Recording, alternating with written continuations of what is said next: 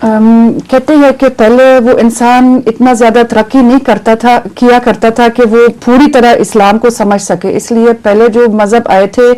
وہ اتنے کامل نہیں تھے، اور اسلام سب سے زیادہ کامل مذہب اللہ تعالیٰ نے ان کو سکھایا۔ وہ کس رنگ میں اتنا زیادہ وہ یہ سمجھ نہیں سکتے تھے کہ جس طرح وہ آج کل انسان بہت زیادہ ترقی کر کے پوری طرح تعلیم سمجھ سکتا ہے؟ آج کل نہیں، رسول اللہ صلی اللہ علیہ وسلم کے زمانے میں جی جی جی اسلام جو ہے یہ مذہب کی تدریجی ترقی ہے۔ اس طرح ارتقاء کرتے کرتے انسان بنا ہے، اس طرح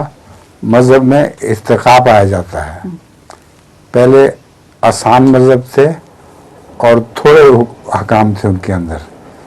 پھر رفتہ رفتہ جو انسان کو عادت پڑ گئی بوجھ اٹھانے کی، تو پھر وہ مذہب کا پھیلاؤ زیادہ ہو گیا اور زیادہ احکامات بھی نازل ہوئے، زیادہ تشریحات بھی نازل ہوئیں، تو اس کا دماغ، انسانی دماغ ان کو برداشت کرنے کے قابل ہوتا چلا گیا۔ تو جب اسلام کا وقت آیا ہے رسول اللہ صلی اللہ علیہ وسلم کا، اس وقت تک انسانی ارتقاء پورے کمال تک پہنچ گیا تھا اور دماغ بھی پوری طرح روشن ہو چکا تھا، اس قابل ہو گیا تھا کہ بڑے سے بڑے گہرے مسائل کو سمجھ لے۔ چنانچہ قرآن کریم میں بڑے گہرے مسائل بھی ہیں،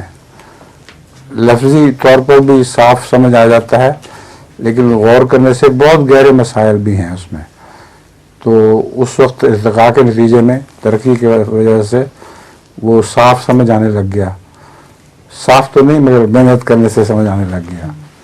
تو یہ وجہ ہے کہ اسلام بہت آخر پہ آیا ہے، سب سے آخر پہ آیا ہے، جیسا کہ قرآن کریم میں آتا ہے الیوم اکملت لکم دینکم واتممت علیکم نعمتی ورضیت لکم الاسلام دینا۔ آج میں نے تمہارے لیے دین کو مکمل کر دیا ہے، اتممت لکم دینکم واتممت علیکم نعمتی، اور اپنی نعمت کو تم پر تمام کر دیا ہے، اور اسلام دین پر میں تمہارے لیے راضی ہو گیا ہوں۔